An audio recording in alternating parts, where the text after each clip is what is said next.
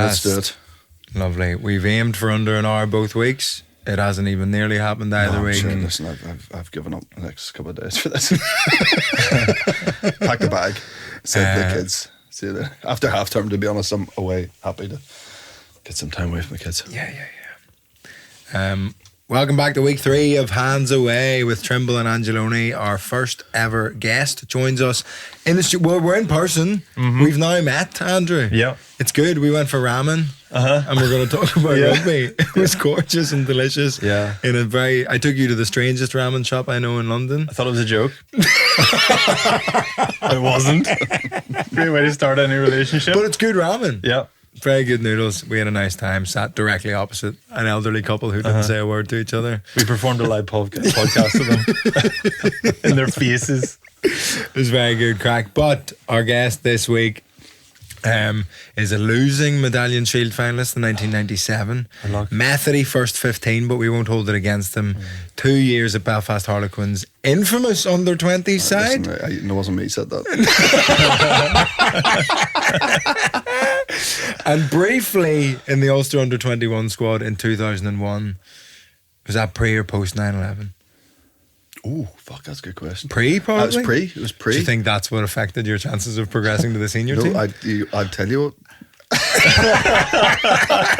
I'm happy to talk about it. I've talked about it in another rugby thing, and I did a rugby article a couple of weeks ago where it came up, so it's fresh in my mind. No, the reason that you haven't seen me Lansdowne Road week in, week out is foot and mouth outbreak. It's such a good reason that you think you're not a professional rugby player. Jamie Dornan, by the way, everybody listening, it's Jamie Dornan. The reason you think you're not a professional rugby player is because of foot and mouth. Now listen, I'm not saying I was going to reach the dizzy heights, but you've been through this yourself, aren't you? I was right there. I was in reaching distance.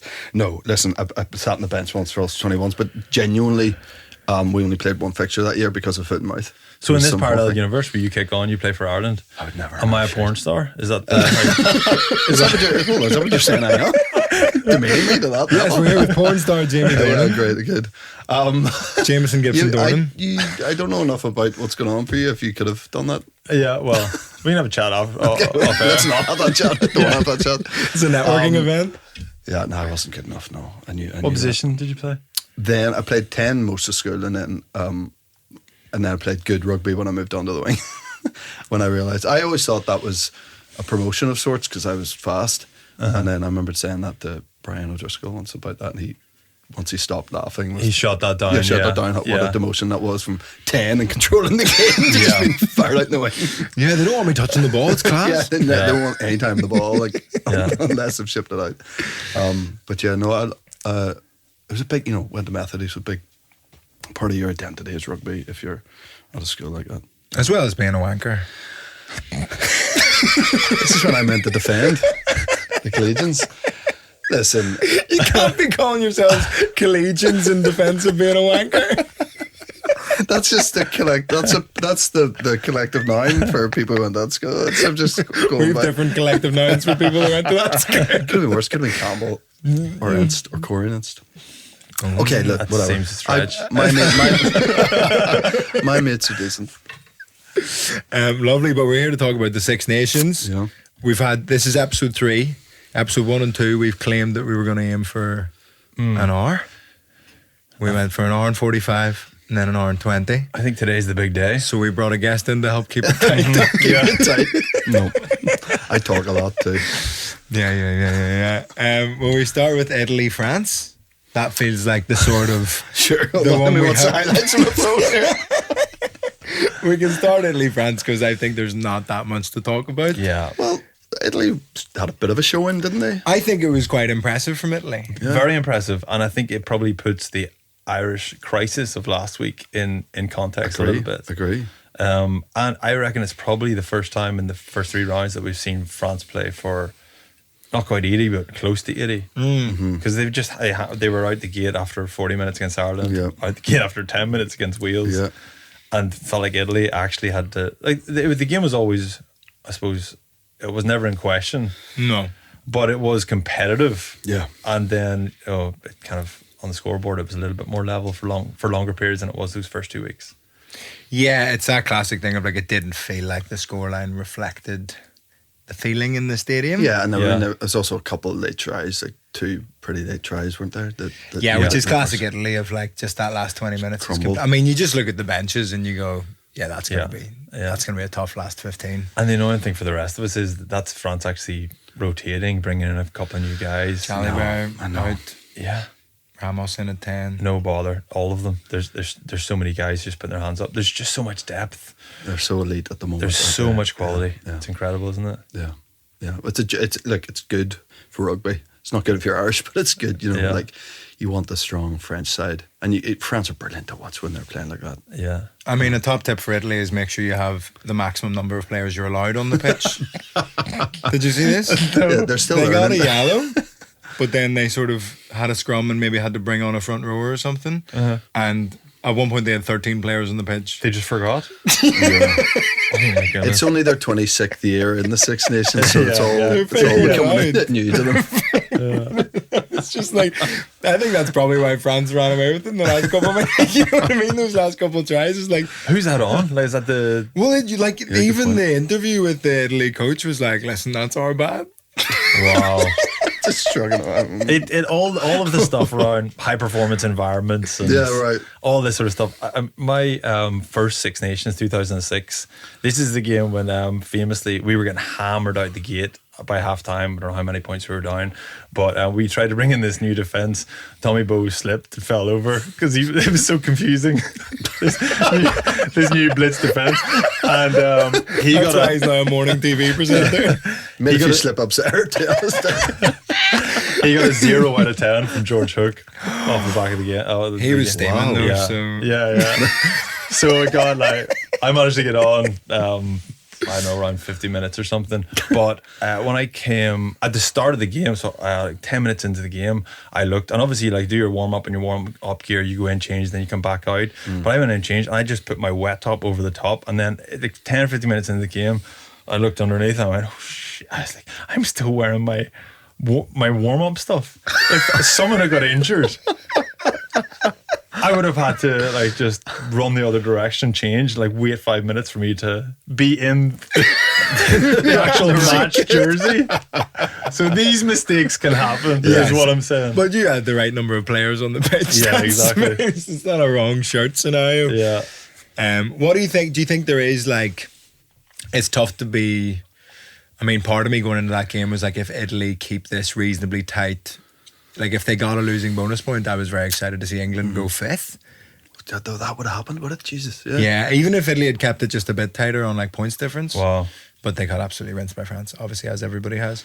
But Italy were very cappuccino. Flat white player what? Cortado had an absolute flying Another game. West Belfast ice cream family. They threw the ball around, played some brilliant rugby. Menicello was class as well, as he always is. Yeah. The ambition, there's probably a little bit of naivety to that level of ambition, flinging the ball around just outside their 22. But if I'm kind of torn a little bit because I kind of feel like you have to manage that. You have to be sensible, play the right rugby in the right areas of the pitch. But if you do it every time, eventually you're just going to be fitter than everyone else. Your skills will get up to speed and be able to cope with it. And they're just so entertaining to watch. Amazing. They are. It's frustrating, aren't they, Italy? They do just seem to show signs of being a real presence in the tournament now, and then they'll have a year where they just really throw it all away again, and they look like they're going backwards. But particularly in the midfield, they've got some proper players. Yeah. That's what. Yeah, as you say, it softens the blow. If we'd done this a week earlier, I was not in a good place about Ireland with what happened against Italy. But they're a good side. I think that's the thing. You need to play very good rugby to beat Italy now. We view it as especially with their scrum being so strong, and then they have some brilliant backs. It's I think when you're run a bit tight by Italy for Ireland, you go God, it feels just instinctively like a crisis talks moment. But I think, does it feel like Italy are in that moment that Scotland maybe were a few years ago, where they'd been, when it was sort of Scotland came 5th most Six Nations, and it wasn't great. But then they started playing this really expansive style of rugby, a lot of flair and a lot of risk taking, really. And for like a few years, it didn't really work out, and it seemed a bit reckless. But maybe Italy are sort of cultivating a brand of that now. Maybe, and they shouldn't just throw the toys out of the pram, because that's same as Scotland. They kept going, right, well, that's it. Townsend has to go. This isn't working. Yeah.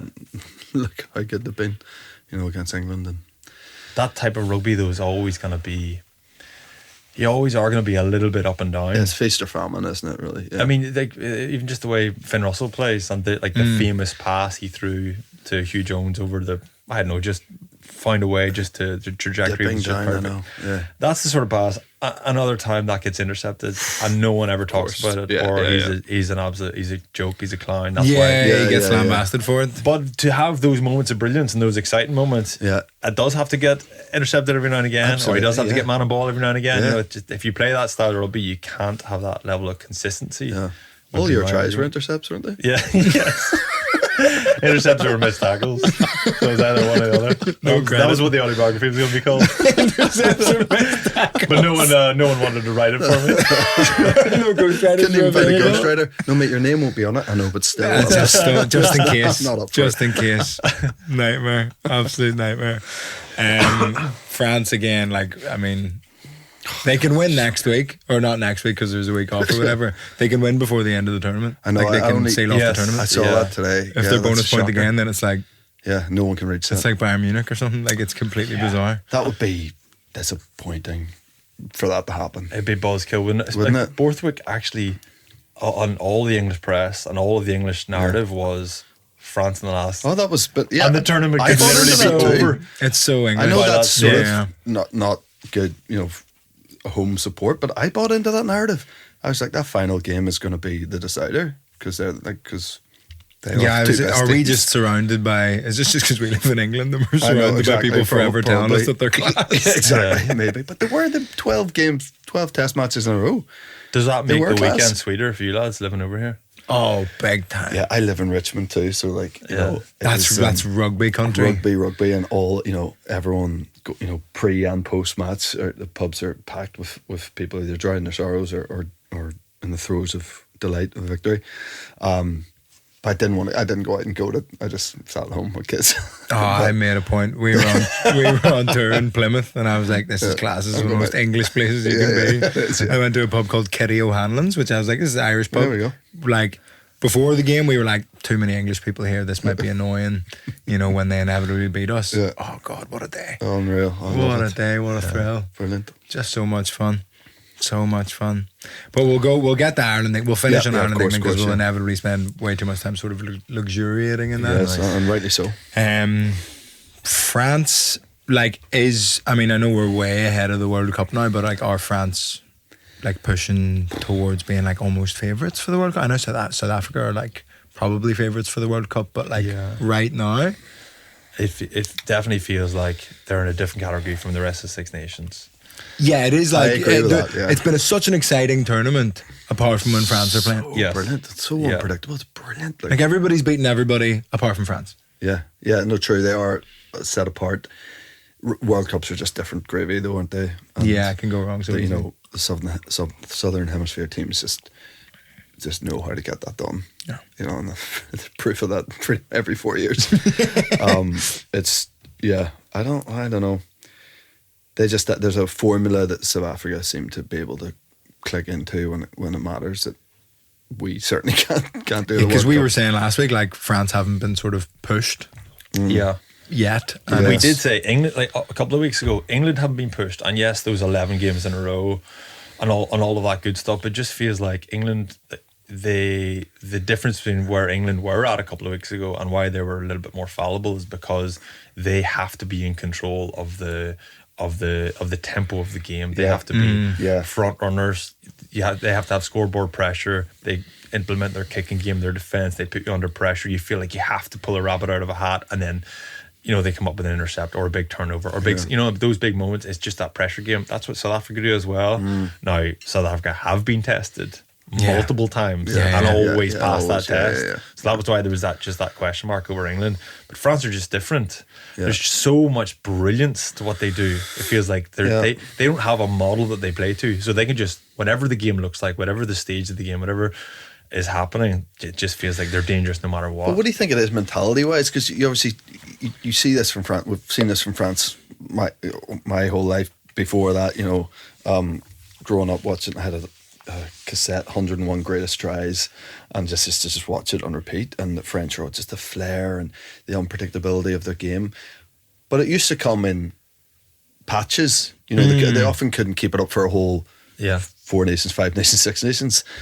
But they seem to just be all the time in this kind of form where they're just unplayable. Yeah. And they don't seem to start slowly and go to sleep for 20 minutes, and that all seems to have gone. It's like there's something mentally in their game seems to have really clicked. Yeah, and they've had bits of this before. Like in the run up to the World Cup, they were probably favourites to the World Cup, I'd say. And up until that, they did have that brilliance and that consistency around their brilliance. Yeah. But since then, they've been a little bit up and down. And then it feels like since the start of this tournament, we've seen them back to Just that level of locked brilliance in. again. Yeah. Because they didn't have a brilliant November. Like they got beat by South Africa. South Africa with 14 men for 35, 40 minutes. Yeah. So they haven't been that level until the last few weeks. Now, maybe you could argue the same thing. Maybe they have never been under pressure to the scoreboard pressure. They've never been chasing the game. Yeah. So maybe that's not the case, but it feels like they can cope with anything. Yeah. But that's always you always think that England could cope with everything up until 2 weeks ago. Yeah, exactly. No, sure. And it seems like with England, if you get points on the board early and they have to chase the game at all, they just don't know how to do that. Completely shit themselves, didn't they? So They good. do, it's great. We will do Scotland Wales first before we go on to Ireland England. Yeah. Oh, I That's felt upsetting, bad isn't for it? them. That's upsetting. You just want. It was so close to being the moment for Wales. I know. I text one of my best mates is Welsh, and I text him after. I'm so sorry. I'm just so sorry. And he goes, you know what? It was great just to be in the game for 74 minutes. Yeah. Actually be competitive in Yeah, a rugby so match. sad though, isn't That's it? like they were. That was like, It's that and level. he'd be raging that they lost, and he really cares about it. And he was actually that really broke my heart. That's what he was able to take away something positive, that they were at least in with a chance for most of the match. Goodness, they're so Still bad get that we beaten. actually feel sorry for them. We I don't know. even slag them. I know. We should That is slag them. A damning. Let's slag them. Let's do them a favour and slag them. I think it's the mad first though, Six but Nations game where people bought tickets at half time. Actually looks alright. Just Head down there, book an Uber, we'll head down to the game. waltz in. Yeah, I think God. I mean, it's again the unpredictability of this tournament, particularly this year. The Six Nations always I find quite unpredictable, and why it's so lasting and brilliant to watch. But this year's nuts. And to see Scotland, who just looked like, I don't know, they just looked unbelievable against England last week. It looked like they were just gonna. That was it. They all clicked, and they were just gonna wipe the floor of Wales. And then to see the Welsh put up a fight was brilliant. And I am of the belief that world rugby really benefits from a good Welsh side and a good Australian side. And I think for years now we haven't had either, and I think it's quite damaging. Like historically, when I think of like brilliant rugby, I think of those two nations. Mm-hmm.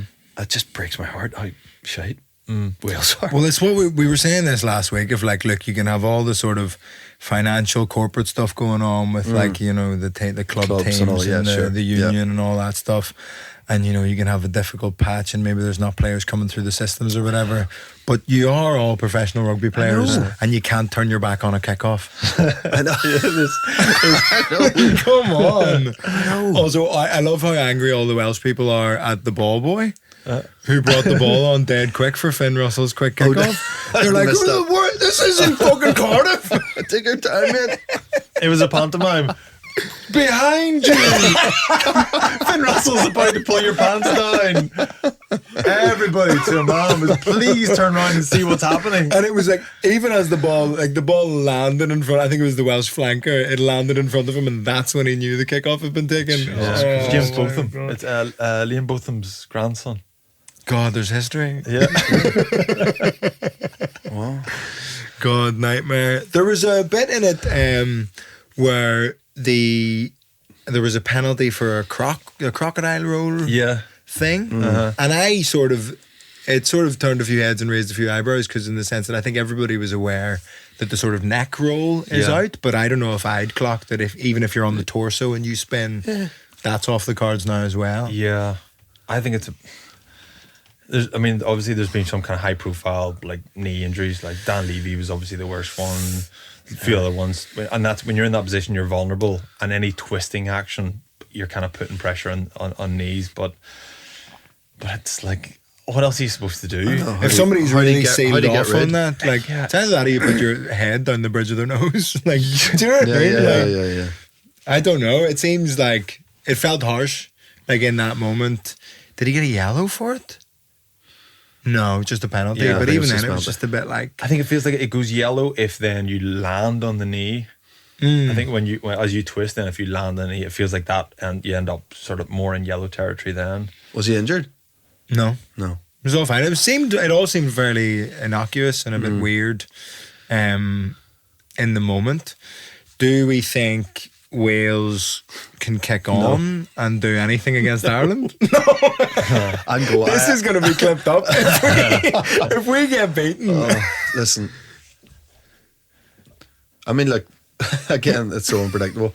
But I did book my flights and hotel and everything for Dublin at half-time. Half-time against the English. I was like, I can't not go to a match in the Six Nations. Usually I'll go to one game every Six Nations, and this year I just hadn't planned to, and then I suddenly went, why am I not going to Cardiff or going to Dublin for that match? So I'm going to be there. I don't know. Look, I hope they put up a fight. Hope You it's know, a decent again, game, as I say, I like Wales playing good rugby, just not against us. You know, Yes, have your fun against the Scottish. but you know, also it could mix things up having a week off. You know, I'm glad this format's way better, isn't it, than playing one game and having a week off was always so strange. There's momentum to me. now, Yeah, isn't there's there? momentum. Although, do you think there's anything to the argument that after 2 weeks, then you kind of let it breathe and you pick it up again, and there's chance for podcasters to talk shit on the off week and kind of Just make it work for you. Andrew. yeah, exactly. But doesn't it feel like it's going to be over in a couple of weeks' time? yeah, it that's feels true. That's very the only brief. thing. But I agree, the momentum, like there's an intensity to it, isn't there? Yeah. Those back-to-back games. There is. It's good. It's you know, it's momentum, and yeah, I prefer it for sure. What's the feeling like as a player? Were you ever frustrated by a week off? Like if you'd had a good couple of games on the bounce and then it's like, fuck. Is that we're for not on Trimble or next for? week. Is that? Oh yeah, sorry, in the Schools Cup once. I would never have thought about it like from like the commercial, the momentum of the tournament, the spectacle. Like Yeah, yeah. I No, but just- never yeah, give as a a- thought, a second Yeah, thought to of course. that. I thought about it as in I'm quite tired after 2 test matches. I'm wrecked. I'd love a week off. Absolutely shattered. So from that perspective, I'd have as many weeks off as possible. Yeah. Like the to be fair, they do it always in November. They do it always in the World Cup, so it's not unheard of to go 3 test matches in a row. But after 2 big ones, 2 big physical ones, it takes a huge amount out of it. It is really tough to back that up 3 weeks in a row. I would say England haven't. Like, remember we talked about it was basically a captain's practice for England against Wales. Yeah, big Bibs energy. Nothing. Like their intensity just went to like 1 out of 10, I would imagine. But yeah, for the rest of once Wales got their finger out, I do think Wales were significantly better against Scotland. Oh yeah. It was a big improvement, and just they don't get anything from it, so that's heartbreaking for them. But I think they've shown that they can be competitive.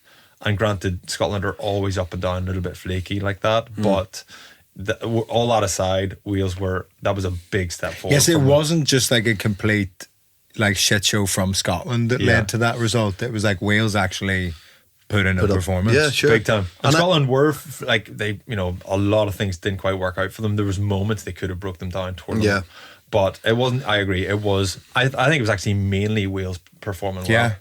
Yeah, and I think Scotland maybe went in thinking casual. they were playing against the Bibs. Yeah. And Yeah. just went, we can probably, Yeah. still riding high from the week before. Complacency huge at that level. Like it's Look, I do hope Wales turn up and put a proper shift in next on Friday week, but I just think, off the back we're like a different side after the weekend. But is there a risk of that same complacency that Scotland had? Of we've had a big week and we think we're... Like I was saying, did I text you before the game saying that, like, the thing about us, Ireland as a nation, and with most sport, but with rugby for sure, that if there's any sort of expectation to perform, we won't. Yeah. It's why our World Cup history is what it is. And this thing that we have to be the underdogs is just... It's really endlessly fascinating to me that that's the only way we could perform. I think Farrell hates it as well. Yeah, I think Farrell hates that. I'm sure he does. He tried to tip it and turn on his head for the World Cup. Yeah. Yeah, it was like, we are. I know. In fact, he just endorsed it. The World Cup. Yeah. It doesn't sort of suit us. Yeah, but I don't I'm confident we'll beat Wales. It's a good week to be an Ireland rugby fan. Yeah. Tough week to be an English person generally, with the news and also the England rugby results. It's a hard-hitting week. Tough for the sort of English aristocracy. Yeah. What was it? Kate sat beside, what's his name? Finn Baxter just like absolute schoolboy, rosy cheeks on him. And she just sat there being like, who is this? I don't think they're having great crack every time. I was like, loving it. I'd love to know what they're saying, what was going on. I'd love to know at what point he found out he's sitting next to Kate. Yeah. Like, is it, they're like, here, they just give him his ticket and then he's like, right, I'll sit down there? Or is it like a week before they're like, lad? I think he has to be prepped, probably. Must have to be prepped. Yeah. Things you like, can't he's doing his own little, everybody's training out in the pitch and he's in a classroom going, don't say this, don't say this, don't say this. Don't mention Andrew. You've never heard of it. Don't say the word island. Don't even say uncle. Don't say Megan, don't say Harry, don't say Andrew. Apart from that, we're fine. But what a result. Ireland, England. Unreal. What a buzz. What a buzz. Yeah. Most points ever scored at Twickenham. And it all just happened so quick. You know what I mean? We're all sitting there fretting about it going, right, come on, just don't be, sleepy off the bus at the start. Let's just start strongly. And suddenly we're like 22 points up and it just was like, what is going on? It was unbelievable. And I think that was the real buzz. And I know we were talking about, like, it's not great that we have to be the underdogs or whatever, but it is a better feeling as a fan 100%. to go in with like no expectations 100%. Of like, I think we predicted England winning. We predicted being tighter than the bookies thought. Yeah. The bookies had England by 11 points, which I thought was mildly disrespectful. Yeah. But I went in going, look, this will be, good to watch or whatever, but I'm expecting to have a bit of a bad time. Yeah. And then, like you say, straight away, just, oh my God. I know. We're doing it. I know. This is actually happening. I know, we're good at rugby. Did you lads have a moment then at half time of going, because of those, they scored a try right on half time. So then I did go into half time. I wasn't super relaxed at half time. No. I was a bit like, they're going to come out a very different side. I thought that try helped us. Yeah, and then we scored within 2 minutes of the kickoff. If we're talking about the theme for this whole conversation is complacency, what sort of impact that can have. That try from England just before half time was just, that did more than any Andy Farrell halftime team talk. Yeah. It's just like, okay, things are going well, but you've got another 40 minutes to win. You're still playing against a very good England. We're still playing England, yeah, and they're capable of that. Yeah, true. But they were, I cannot believe how just holy they were in midfield. Crap defense. Like seeing some of it back, it's really shocking defense. Yeah, like really bad. Some of those missed tackles are really. Someone said in commentary, and I thought this was really good. It's a weird thing to say, but it's like Ireland were running lines as if they knew they were going to get through. I was like, shouldn't you always? I guess you should always take a pass on a line where you think you're going to break tackle. Yeah, but I sort of know what they mean. There was such intention with play, and really we just really backed ourselves. Like it was just some belief that Ireland had that I hadn't seen, and I was really intrigued to know where it came from in the build up to the game and why they thought, we're capable of tearing them apart here, and they tore them apart. Absolutely, and I think so. The big thing at the start was the first kind of 15-20 minutes we were absorbing a lot of pressure. Yes. 15 minutes anyway. England were George Ford missed touch twice. That was bonkers. Absolute bonkers. And and a huge amount of this is England imploded and defended like complete idiots. Really, really unusual. No physicality. Ellis Genge tried to tackle with no arms. Mate, that was But not shocking. even in a normal Ellis Gaines trying to tackle with no arms. Yeah, kind of no, thing. sorry, Ellis yeah. Gaines tried to tackle with no shoulders. But it wasn't even like, you think no arms, there's a ton of aggression behind it. It was so it was so passive. Yeah. Like, literally like on you go, mate. What is going on? And he's like Really weird. Like he was trying to slip past someone on the train or something. And he's got a rucksack on. during Sorry, COVID, you can't Sorry, touch him. excuse me. Sorry. Excuse me. Sorry, Keelan. Sorry, can I squeeze past? Sorry. Where are you heading here? This is my stop. Yeah, To try onto that. the posts. Yeah, I'm going right there. It was unreal. weird. So yeah, all of that English stuff, and there was Yeah. a lot to that. They definitely didn't turn up. We didn't see anything like. They weren't even as good as they were against Scotland. Like they weren't even at that level. Yeah. So they've dropped off a cliff. But I do feel like Ireland just got so much energy from defending. Like they had to scramble really hard 2 or 3 times, last ditch efforts. I feel like Ireland just got belief and energy from that, and then they just transferred that energy into their attack. Yeah. And I would argue as well, Paris was a disaster 2 weeks ago. I would argue there was a big step forward against Italy. But I think it was like a stealth step forward because no one appreciates it. Yes, because- that Italy were very solid, but it was still a much better performance than we had against France. I thought it was I genuinely. must say, I didn't notice that. But I honestly, You just I hear thought you, I the hear you. shambles continues. Yeah, and But I far hear far you, from I like perfect. it. I mean, there are loads of like good few drop balls, but the shape. If France, we had no idea what we were doing. We were just rabbit in the headlights. Against Italy, you could see the shape forming. You could see what they were trying to do, like reasonably unsuccessfully. But all you just got to do is like just get into that shape again, and those passes need to stick. And the guys that were good against Italy were incredible against England. Yeah, the sure, Balakoons, the McCloskeys, all these guys. They just all stepped up. Ulster lads. Just all these Ulster says yes. Soft them. They're soft on. It's just soft them. Hashtag soft them. I gotta take some. Ulster. But what a showing. And look, how much do you lads put down to personnel at the key positions? I'm so afraid to use like names for some reason, but there was a lot of backlash after those first couple of games, particularly at 10. And I mean, how much do you think just that balanced the team out with Crowley in there? Crowley in there? I mean, if you look at Crowley's performance, when he came off the bench against Italy, or the 80-minute performance against England, it was kind of the same stuff, and it was probably a different version of Crowley than we've seen in the past. And it's almost like he just like toned it down, and said, "I don't need to be the big rock star here." There wasn't a lot of flair. Yeah, there wasn't flair, No. but like less is more, and I agree. there's never a perfect example of that. And especially when you got Stuart McCloskey outside you, who will just break every single tackle anybody else tries to make on him. Apparently. More often than not, just find an offload. So Get it away, yeah. those are the times, especially Gibson Park, and like 9 and 12, both had worldly Worldly huge matches, yeah. performances. Yeah. That's fine. Then you don't need 3 rock stars there. Yeah. Just give the ball earlier. Give the ball early. Get into that shape, and the shape itself and the personnel left and right of you, they do the talking for you. And I just feel like it was a real. That to me is a 10 who just.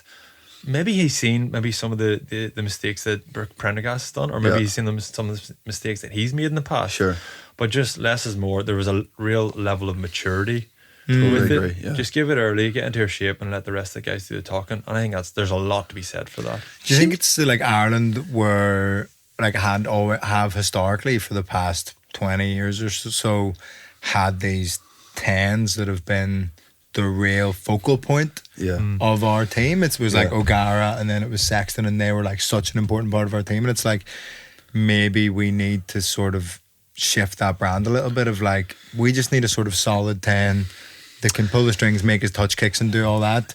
And like, but like the focus is somebody like a Gibson Park to like really control the whole game. Yeah, I mean, look, I think they'd prefer another rock star 10 in there. I'm sure, but they but, just like- seem to have these 2 very talented players who show real glimpses of something very special, but not all the time, as we know, and that's why they've chopped and changed them so much over the last couple of years.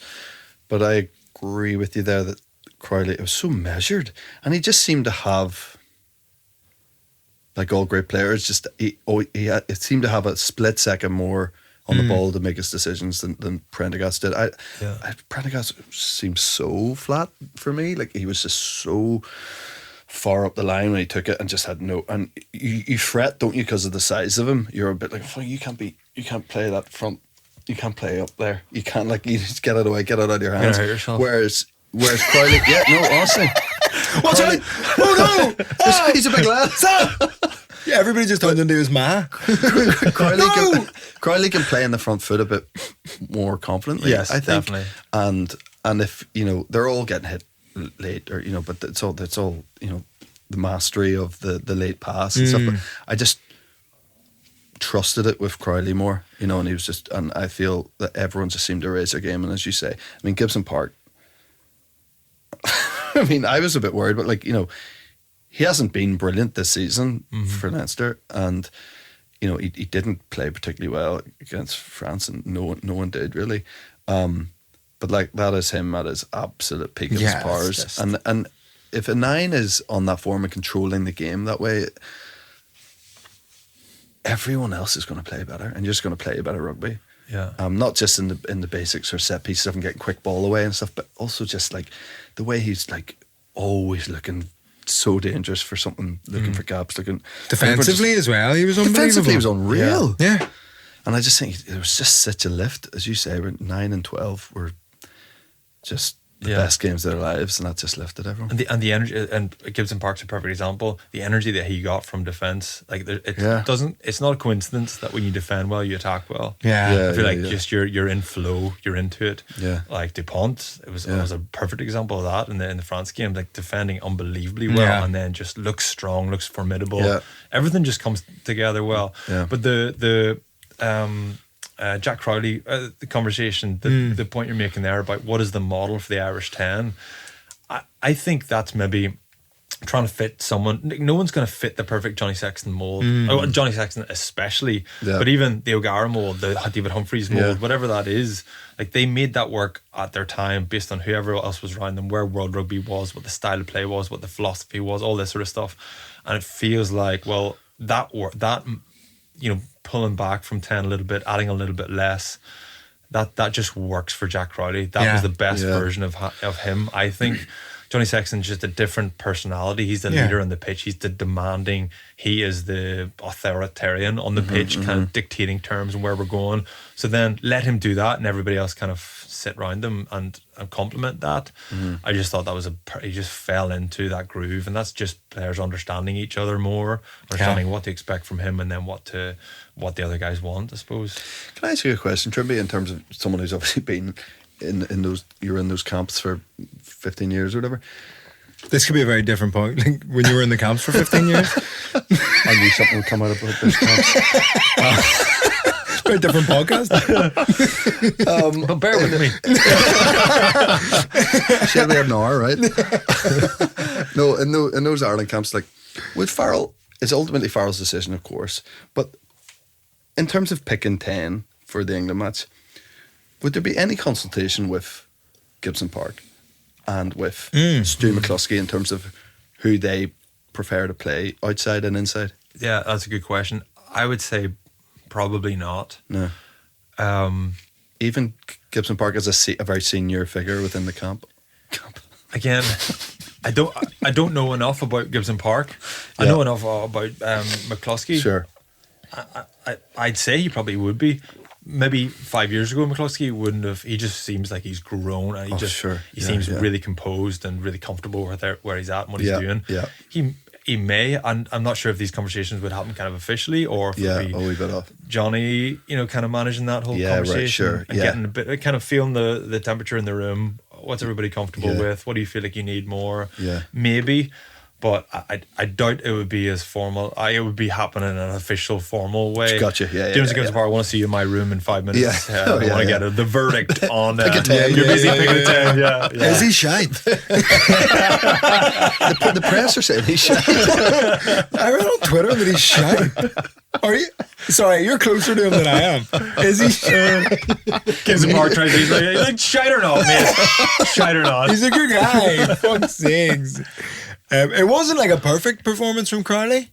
Do you know what I mean? Like, he had a couple misses, a couple kicks that weren't amazing. The kick was quite worrying because it was a proper shank. Yeah. But my feeling on that is that's just something we've spoken about on the podcast of a little echo of this feeling of like uncertainty of I need to prove myself and this has to be like I have to nail everything, otherwise I'm not going to play next week, like and not having an ownership of that 10 jersey, because that's what I felt a little bit when he came on off the bench, was like he was forcing the odd thing, trying to make these magic moments happen, and I wasn't very worried about the miss, just in the sense that I was like, that's just him settling in, and I think if he sort of owns that jersey, then that'll go away. Maybe, and hopefully that'll happen. I thought he looked pretty composed against Italy when he came off the bench, like one or two. Well, he got things going, didn't he? Yeah. No, everybody else, I suppose, just everything seemed to click at the time, and it felt like it was an 80-minute version of that. Yeah. But yeah, it did feel like just take your time, calm down, take a deep breath, and just do the basics here. The kick, I don't know, maybe you separate that off. I know I was saying like attack and your defense kind of complement each other and you get energy from each of them, but maybe kicking is separate altogether. But I know 10s who feel like, if I don't kick, I'm not a part of this game. Sure. I need to kick and kick well, because it's going to affect other parts of it. We didn't see any evidence of that from the weekend. Yeah. Robbed of a try? What? Absolutely. The high ball thing? O'Brien. Oh. Yeah. What was going on there? I was like, I have no idea and why. I actually annoyed that Gibson Park didn't ground the ball. Yeah, I was like, because if this goes back, then he he just like kicked it dead. He just like threw it on it or something. I was like, what are you doing? Just score it. Yeah, because that's when you know you're dominant. We don't need kicks it away. We don't need that. Imagine if France did that. Just Pierre Marie runs in and just goes, nah, I don't need that. That's what Peno would do. That's why he's not in the squad. 100%, that's what he would do.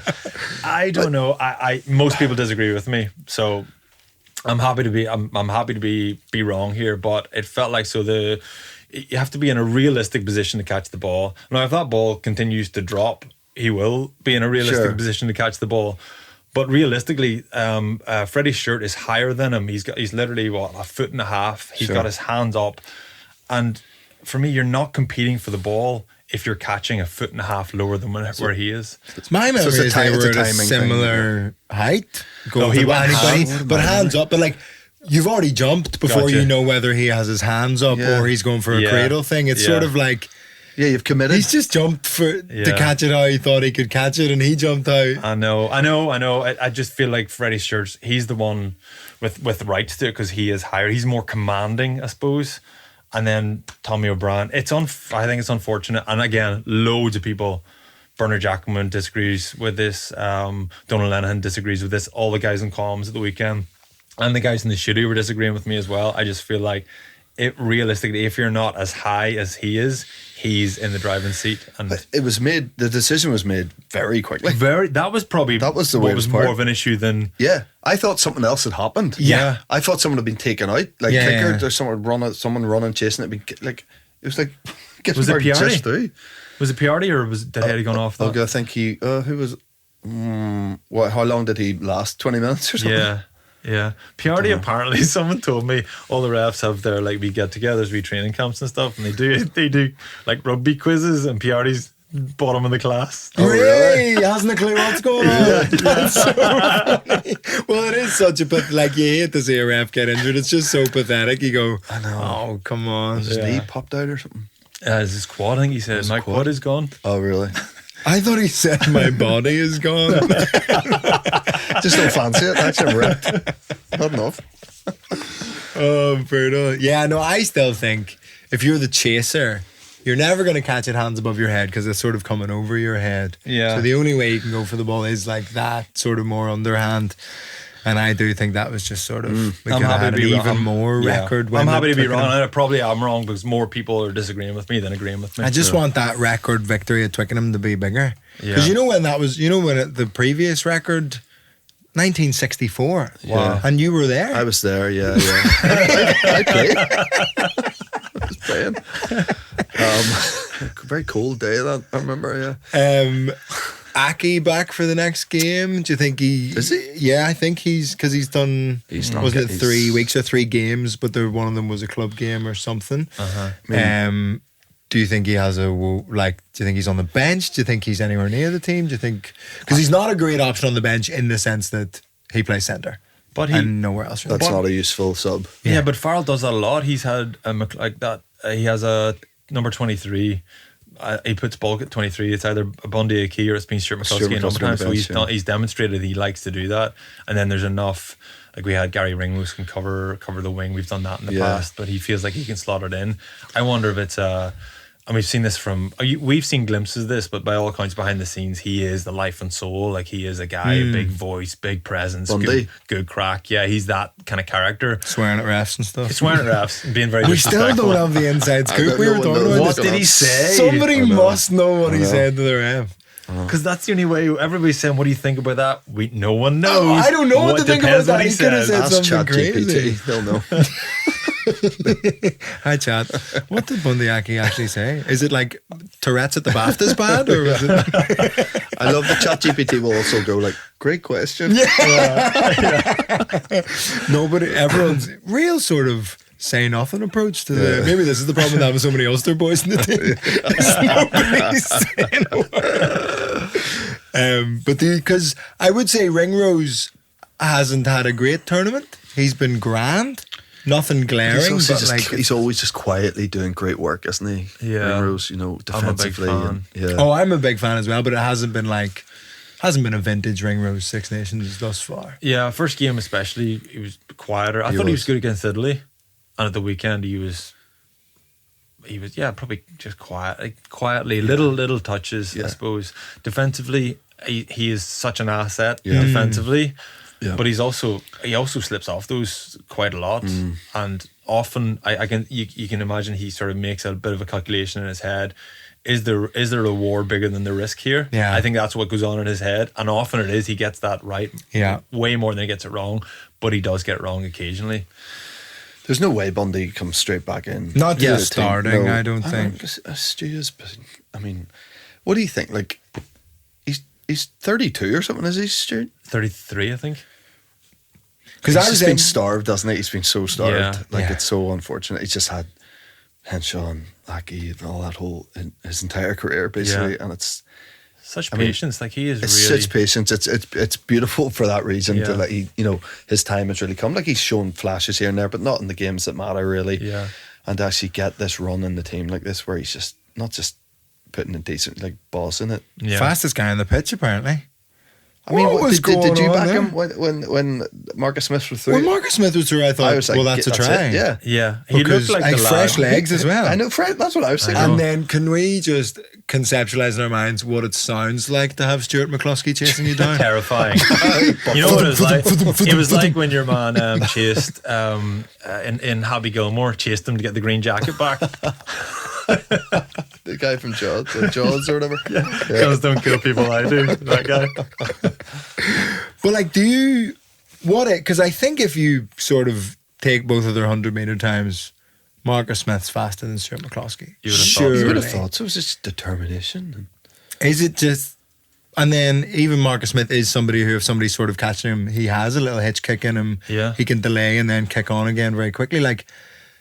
It seemed like it was a sort of mental thing for Smith. Yeah. Where he was out of ideas. Just didn't... I think he was so shocked that McCluskey was anywhere near him. And McCluskey said that at the end of the game. He was like, I was chasing him out of hope more than anything. But at one point I was like, I'm going to catch him. Yeah. But also, I'd love to see, I'm sure there's data on this, but his fastest stretch was the final 15 metres, Stuart. He was really flat. He was sort of chasing him because I think he was like, oh, no, I'll give it a go. It looked like I'm really trying. And I was like, oh, no, this is going well. And then he just seemed to speed up. And those last 10 minutes, he was flying. Yeah. I've never seen anybody look more exhausted on a rugby pitch. Right. Oh, yeah, completely. He was like a cat being sick. And Frawley was laughing at him as well because he was just absolutely shattered. I think he went to go to get up, didn't he? I went, nope. Not like that. Back down. All fours. Yeah, put me in the line. You're right to kind of draw attention to that because there's no way Stuart McCluskey is as fast as Marcus Smith. That can't be the case. And he's on the angle, so he's got further to go. Exactly. He caught him. He's much faster than Marcus Smith, to be fair, he was on. He had played. Well, it's not like he was only. His legs weren't that fresh. No, he came on at the end of the first half, didn't he? 10 minutes? Yeah. He'd done a 5K, maybe? They were Yeah. 60 minutes fresher than Why you done a McCluskey's. park run? Marcus Smith just using the same line as the ref, going, my body's gone. Straight back off again. Should we talk about Pollock? As in, so like this, like a question raised for me is like, were England slightly rotating personnel in that they thought that Ireland were going to be an easier task than they turned out to be? He's a big game player. They backed Pollock to be a big game player. That's why he At ended up going to number 8, Leinster without any experience. I know he didn't get used much, but he's an absolute menace, and he was like he had a couple of mistakes at the weekend, but he was still a real threat. And I think they were up for just got outplayed. Yeah. I think if you look at that back row, that is on paper that back row. Ben Earl, Curry, and Pollock. That is a brilliant back row. Yeah. I was quite surprised that Pollock at 8 rather than Earl at 8. Yeah. Yeah. If that makes sense in terms of like sort of a big ball carrying it. I know Pollock has that dynamism and stuff, but it's like Earl ended up playing 8, didn't he? Maybe that's at one point. When Pollock went off, was it?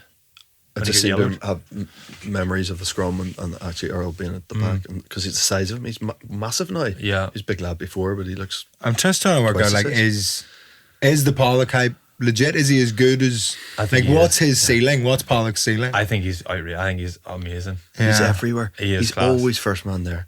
Yeah. Defensively and attack, he's always the first man. In support, he's the first man in defence. The ruck, he's so light on his feet. He's not huge comparatively to other back row players.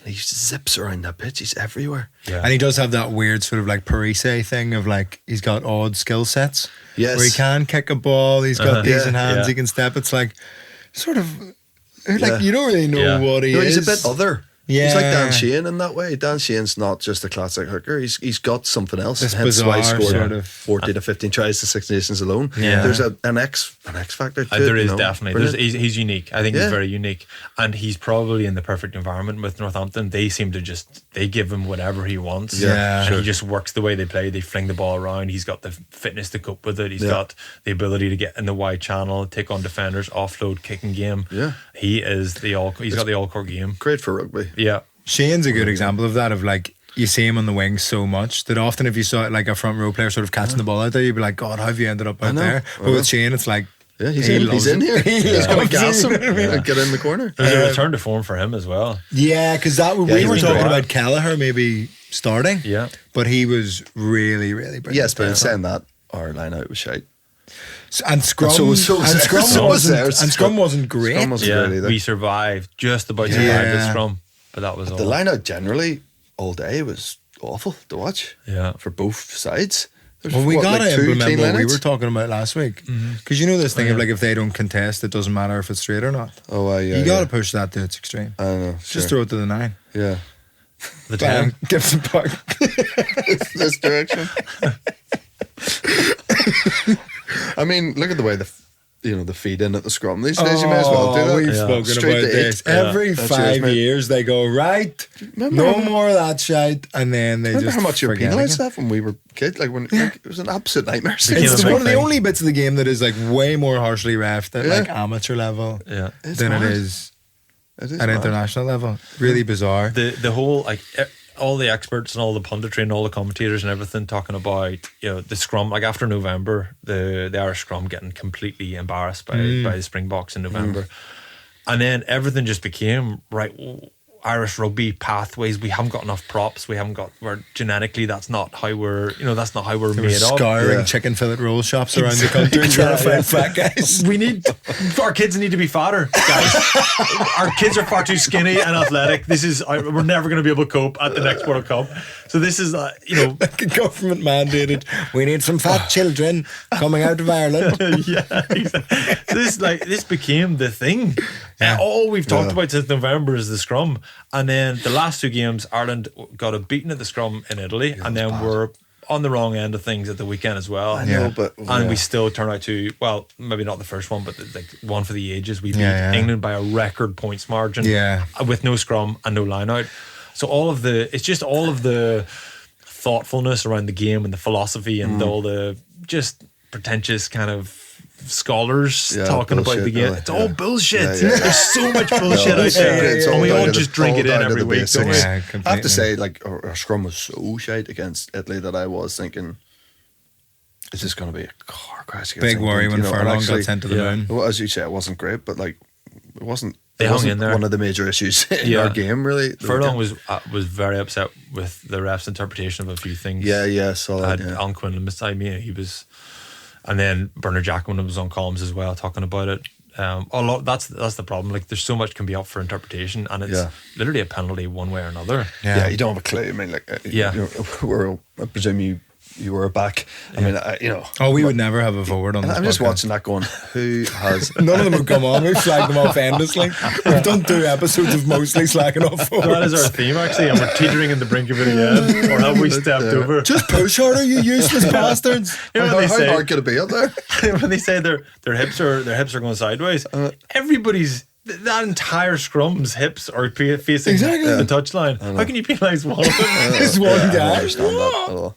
Do you think Lowe's out, isn't he? So for the rest of the tournament, But apparently he's. So I read he's a doubt for Wales. So that to me says, maybe it's not that bad. I heard saying he was out for the tournament, literally on the train on the way. Oh, really? Okay. Oh, maybe. But maybe it's Fresher. been upgraded. It's his groin, wasn't it? Would that be Stockdale back in? Do you think, or no? Just an all Ulster backline. Unreal, isn't it? Who else is there? Yeah, who else did the Well, there was no wing options? no back three on the bench at the weekend. It was Yeah. Because because Keenan was out for the tournament with the hand injury. Sounds like it, yeah. Hansen's obviously out. Lorimer's out. Well, how many times? Well, there's probably 7 or 8 examples of over the last 3 weeks. Farrell dropped someone, and then they've come back and played really well. Yeah. And it's happened like repeatedly, and he's got the best. So like the emotional intelligence of Farrell again. Yeah. If Stockdale does come back in, he'll have a huge point to prove. Completely. And we saw that the version of Tommy O'Brien's version of that was Yeah. incredible the weekend. What a performance after Oh my God. really poor game. Yeah. He looked rattled in Paris. Yeah. But he's been playing out of his skin for Leinster all Yeah, season yeah. and up until the last couple of weeks. So quick. I was reading something earlier on about, like, it's so nice, Lowe and Hansen has obviously been such a mainstay in the last few years, and they've been brilliant. And I guess there's always that little thing that people have a go at you about that they're not actually Irish. And we rely so much on them and on Bundy and Gibson Park, whatever. But what's been so nice at the weekend was proper gas on the wings. Balakoon and O'Brien are both like proper pace, and they're Irish. And I feel like we haven't had that, for a long time. Like real pace in the wings. Because, Lowe's not. And we had it a few years ago. No, I'm talking 20 years plus without it. That's generous as well. I mean, Tommy was have been shite forever. We've never had a good winger. No, actually, probably you and Tommy were the last like proper pace we had out wide. Keith Earls. Yeah. Yeah, I know. Yeah, I struggled with him a wee bit. No, look, fair play. He was a long servant. Essentially a grimace. I know. I mean, he played a lot, didn't he? I was just never that excited when he was starting. Well, because Well, I was never excited because when he was starting, I was on the bench. So I wasn't following him either. Because there's been talk about these Ulster players coming back in, and there's been talk for years about sort of an anti-Ulster or like pro-Leinster bias, and like players that maybe McCloskey should have had more caps over the years, and then like I always thought, and I think this is probably quite a naive opinion, because the step up from club rugby to international is famously sort of a big step. But I always thought like Craig Gilroy never really got his look as somebody who is a spark on the wing. When I think maybe he probably got that. 7 caps and about 20 tries as well. Do you know what? Like he scored. He came off the bench against Italy 1 year and scored a hat trick in about 10 minutes. In 10 minutes. Yeah. And after the game, Joe Schmidt said it was a mixed bag from Craig Gilroy. What are we doing? Like, do you know what I mean? Yeah, like I think I know Craig. I've known him a very long time. I think there was a bit more suspicion about his defence than ball in hand and positioning and stuff, which I think over the years he improved upon all those things for Ulster for sure. But I know it was always exciting because he was electric with ball in hand. Yeah. And you were like, you know what? I don't think it was like Gagan back in the day. It was that a bit of like, Jesus, what's going to happen here? But he wasn't liked by the coach and staff at all, really. No. And like, so next week, Low out. I don't really know where they go other than Stockdale. I think it's Stockdale. I think I it has don't to be think it's Stockdale. like reluctantly going to Stockdale. No, sure. I think they're going to him, and I think like he has been in really good form Earned for his Ulster. place, yeah, for sure. And I don't think he had a stinker in Paris. No. It was I a agree. really Tough difficult game for everybody. Tough Yeah. game, yeah. And actually, because he thought that he was being brought off for towards the end, but then Tommy O'Brien went off instead because he was walking off and then went Yeah. back on. Aye.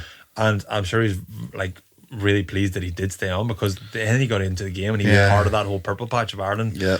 Yeah. Coming back into the game, and it looked a lot more like himself. Yeah. But Addis Ogbe and BLBRE were so good in the air that night. Yeah, and yeah. Our lads just They won didn't- everything. we didn't get anywhere near them. No, So no, he no, took no. the brunt of that. That to me is just Yeah. a glimpse of Stockdale.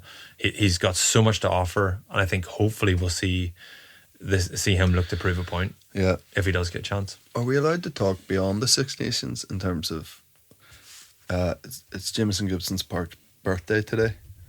He's 34. I think he is our hardest player to I'm replace. terrified, lads. That is going to be the biggest loss in terms of the current batch that might retire soon. So 34. I mean, the important thing is that World Cup's in like 18 months' time. So I think he's we okay got for that. and So we're then saying- But then maybe he a would swan maybe be an injury. Like, he's one of those that I can see going to the World Cup, early injury, and then we are scrambling. Yeah. So it's less about his age and more just that he is so much better than all the other nines. Yeah. And because we spoke about this last week, song. Yeah, that's my thing. Yeah. of like Casey, I think is very good off the bench and zippy and all those things, and can play the full 80 obviously, but like I don't know if he's that like heir apparent to Gibson Park. And do we next week against Wales, is this the first time we see maybe like Doak Yeah. start? Yeah. I'd Like, to is see that Doak crazy? start. I know we're from where we're from, but like Soft thumb, hashtag soft thumb. soft tongue. I know. I'd like to see him start. For me, he's got a wee bit more exciting aspects to his game than Casey. He's also kicking off the tee option, Yeah, good point. which yeah. is nice if Crowley is We feeling need the someone who pressure. can do it. Yeah. Put Harry Byrne at 9. He's been right at the middle of all the good stuff that Ulster have done this year. Yeah, And he's the one that's kind of picked up the tempo, and he's one of the senior leaders now within Yeah, Ulster because yeah. he's more experienced, although he's not that old, but he Yeah. kind of feels like a bit of a leader in there. I'd sure he's benefited more and more over the last few weeks, even just being in the environment. yeah. I'm Yeah. watching Jameson Gibson Park, just watching him in action. But that needed to happen too. I mean, Hendy was saying that a couple of weeks ago. I saw him interviewed for an Ulster game, just saying like before they announced the Six Nations squad, like the big squad, and he's saying like these guys are putting in unbelievable performances week in, week out at Ravenhill, and they need to be in the environment. You will learn so much more, as you say, just being around that and watching Gibson Park every day and whoever it is. I mean, then there's more. I'm sure Farrell wasn't just going, oh, that's a good idea. Yeah. Get those guys in. But, you couldn't ignore Ulster. You couldn't ignore those players any And longer. is there an argument, because like, is it France had like a massive squad for this year's Six Nations? Like, is there an argument for like bringing a big training squad to a tournament so the players, they might not get actual game time, Yeah. but they're in the environment, they're sort of like seeing what it feels like and learning directly from the people who are starting those Yeah, well, games. there's loads of the Irish lads were at Twickenham warming up with the team, and Yeah. like, you've got. I think that's really important. That even just that match day experience and Yeah. being there multiple times, and then the kind of the nervousness around it maybe just kind of dulls slightly as you get more and more reps and get exposed to it and kind of get used to it, and then it just becomes normal, and then you can just be yourself in it, I suppose.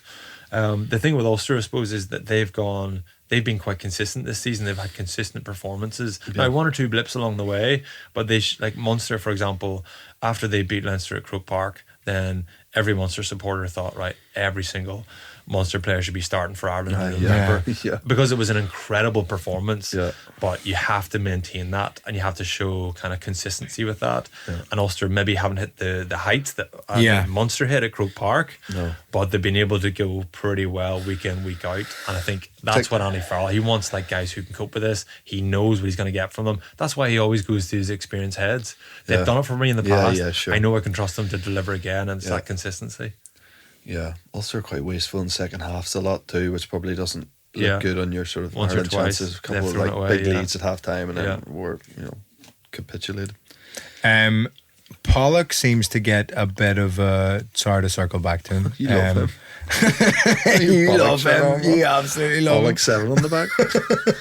He seems to get a bit of good grace on the whole being held in the tackle thing. It seems like when Pollock gets tackled, he's just allowed to stand back up again. Did you clock that? Isn't it mad? 3 times. Where he's just definitely been held. Yeah. But because he's got mad hair and talks a lot of shit, he wears the teeth. the refs go, oh, that's just him. He's having fun. Oh, I go know. on, Off he get goes. up. You can have another wee go at that. Outrageous.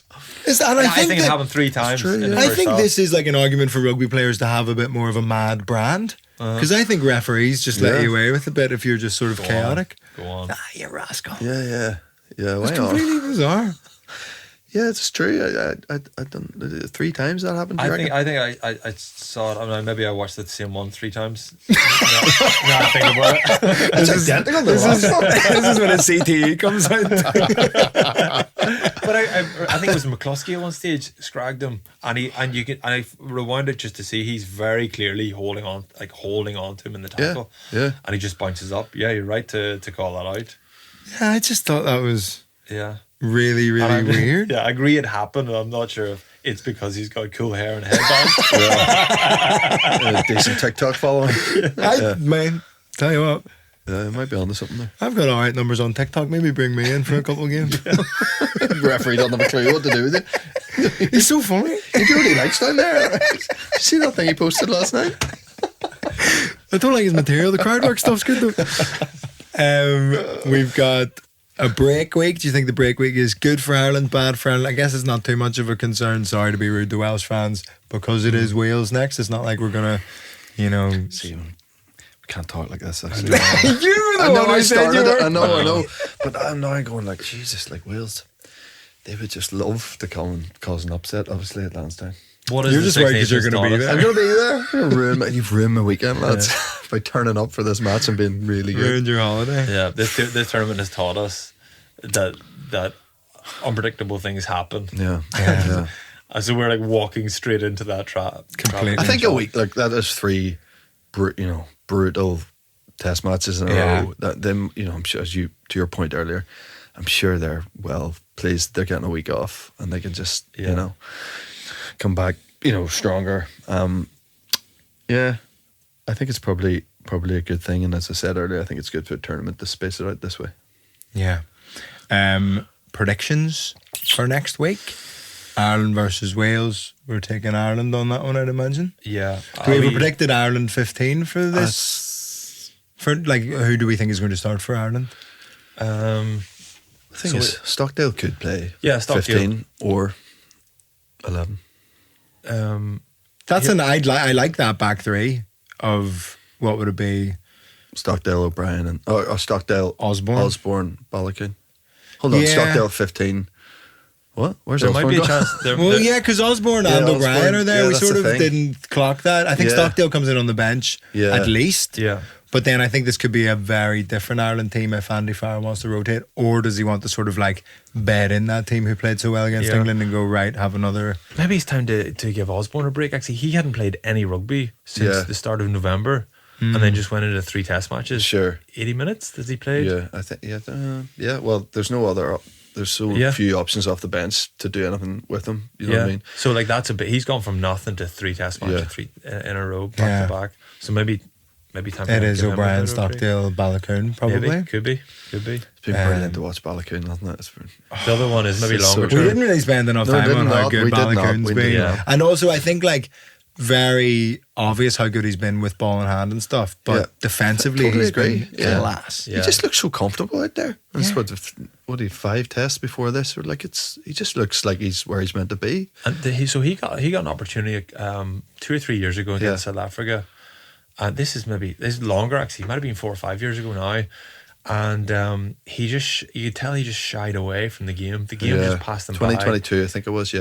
And it just felt like that was an opportunity and he didn't really grab it. And I wonder if he sat for the last 4 years, thought, if I get that opportunity again, I'm taking it. Yeah. Do you know, he looks like someone with a purposeful kind And of he mindset. absolutely has. I sort of like, barring anything mad happening, think he's one of the first names on the team sheet for Ireland. I agree. Yeah. I mean, like, actually, I wanted to talk about that. Hansen and Keenan have a bit of a fucking job on their hands. Is there anything to say that when Hansen, Keenan comes back, he goes to 15, Jimmy Osborne goes to 13? So Keenan's not come back. No, in the I'm next. not- sorry, this this is is like like you're in talking this about. tournament, but like yeah, when sure, they sure, do okay, come back, yeah. like, because Hansen and Keenan would have been 2 of the first names on the team sheet for like a couple of years there. Yeah, definitely. But like, is that really up for debate? Like, if they, I don't know what the timeline on Hansen is, but like Keenan in the next, few months. And this could be avoiding the question a little bit, but it could end up being a bit of a horses for courses. If you're playing against a team you just want to play tempo, second set of hands, second distributor, then you go Mac Hansen, you put him in there. But if you just, maybe if it's more kind of pace power, then feed the speed and the edge, that's when you go Balakoon. Yeah. But I know I'm avoiding the question there. If you're going to pick between the two, they're so different. Soft Tom. It's between one or the other. Soft them. Yeah, if in doubt. Stand up for the awesome man. Thank you. Front row. I mean, like, I feel like it's not that important to do an Ireland 15 because it could be players being rotated in and out. It's not like... Yeah, but with the week off, they won't feel the need to rotate, I don't think. You know, and every game's huge. I'd like to see Doak get at least game time. He might not start, but I'd like to see him have a go because it's been that sort of Gibson Park and then Gibson Park and then Casey had a sort of run out at starting, and I just think... So would I just don't see it happening. Casey's had a few chances, and I do think there's the raw ingredients. I do think he's someone who could take those chances. He just hasn't quite yet. Yeah. And I feel like he might be someone it's just really unfortunate because I think he could be the solution. We just haven't quite seen it yet. Just quite different again, but this probably just with the kind of tough love that Farrell seems to be implementing. It's less of an arm around the shoulder and it's more, it's just a tougher environment, it feels like the last few weeks, and that's got the best out of him. I wonder if that change in philosophy will be saying, right, Casey, you've had your opportunity, now it's time for Doak to get a chance, and no doubt he'll take it because he's seen everything that's happened. You have to take it, otherwise you don't get it for another couple of years. The back row, but at the Italy game I thought that back row works. Conan obviously cried off sick. Yeah. I liked Didn't fancy it. that sounded a bit trivial, didn't it? That sounded a bit frivolous. Oh, we had the sniffles, did he? Sat at home with a Gaviscon. I liked Doris at 7. I like the bulkiness in the back row. I like Doris at 7, like Conan. I like the Zuchukwu. Soft on. Yeah, soft on. Yeah. Soft on. But then when it changed up, I like that as well. I thought he did too. Doris was way better at the weekend there. Yeah. You know, we needed that from him. You come to expect massive performances from Caelan Doris every week, and when he doesn't have one, you're like, oh, what's going on? What's going on with him? But he was brilliant again on Saturday. James Ryan has been back. He's been brilliant. Best. It's vintage James Ryan. Tagburn was unreal. Oh, the weekend. standout performer. He really was standout. Yeah. He's everywhere. He's so fit. The size of the guy, like he's everywhere. Yeah, he's brilliant to watch. James Ryan, we were talking about this new sort of rogue James Ryan. He used to be sort of like a quiet workhorse, get the job done, but now he's putting in late hits. He's doing all sorts of mad stuff. It's good. We don't have those sort of edge players that are doing mad stuff that listen, they might get a yellow, but they'll certainly impose themselves. Yeah, 100%. Yeah, there's a meanness to him recently. A nastiness. There's a cruelty. Like that. Scotland, France. I mean, it's probably business as usual for France. Scotland will want to bounce back, and maybe they will benefit from a week off. Where is that? Murrayfield? Yeah. You never know. I don't know. Are France wearing white? Because they might think it's England. Really bring their best. Obviously, we would hope for a big upset there, but I don't know. I'd take a draw. How good would that be? That would be they very drew nice. 15 each. That would be very nice. But I think France will. Probably, yeah. What's going to stop them in the... I don't know. There's so much uncertainty to Scotland, and yes, you can talk about all just the way their backline when it clicks, how good it is, and it clicked moments against Wales, and then ultimately the final pass wasn't there. All of that being said, it just feels like it's just another level to where France are operating. Yeah, what we'd be hoping for is like what we're saying that they haven't been doing in this Six Nations, where they're like late off the bus, just not feeling it early in those early minutes, get a couple of scores down, and then Scotland just capitalise on that. Yeah. And maybe it's the only way they could get in, and then France wake up. Yeah, That's probably what or happened. And food France will poisoning. wake up and wake off, narrowly bit beat too much Scotland, wine, exactly. cheese. Yeah, Scotland I think it gets needs to be stuck in early. off Not to field. generalise. This game needs to be one. Yeah, Food poisoning. yeah. The lads get pissed during the week. Something like that. that's what Yeah, we're praying for. Yeah. yeah. And then Italy, England, I think, looking how bad England were, like I think England will probably bounce back, but It's in Rome, isn't it? yeah, They can't lose 3 in a row. They can't. it'd be class if they did. Of course, it would be. Jesus.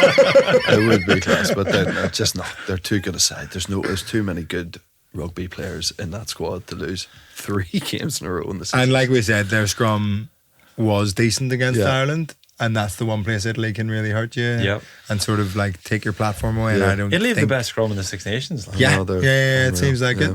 it. But I think England can probably weather that. Yeah. I don't know. I might do a rogue shout that Italy are going to beat England. I think it'll be very tight, but I think Italy could do it. They played. I know the scoreline was mad, but they played very well against France. This is in the hope that this does happen, and then we clip this, and it ages very well. And if Or it doesn't badly. happen, we're not clipping it. we just Not don't clip clipping it. Exactly. You have all the power. I think Italy bonus point win against. I'm going to say all the eventualities, and then we'll clip whatever one happens. Remember about 8 years ago they had to deploy that mad tactic to try to beat Do it England? again. yeah. Do it again. Get Conor O'Shea Give it back another in. go, Don't yeah. commit to the rocks. Yeah. Do our little line out deploy. Yeah. Just bag of tricks. It Bag of was tricks. remember Bag of Haskell tricks. just was like, Furious. what is going on? No idea how to handle That's it. amazing. It was amazing actually. Yeah. It's brilliant to watch. So good. Lovely. Well, I think, will we do like a questions episode if anybody has any questions like in the week off? Yeah. And then, so if you have any questions or things you'd like to talk about in the week off the Six Nations, we'll be back next Tuesday. Like and subscribe, tell your friends, all that stuff. I'm on tour, come see it. Jamie, thank you so much for joining us. Thanks for having me. That was Loved it. very good crack. Yeah, it's good. And Nice don't one, Jamie. forget, soft Cheers, tongue. Jimmy. Soft down. Soft them, lads. That's a main. If you're going to take away one message, soft them. Thanks, folks. See you later. Gorgeous. That was great. Good. Nice one, Jimmy. Brilliant stuff. In the room. No good rugby played ever at any level. No right to be talking about it at all on any platform other than like Twitter. So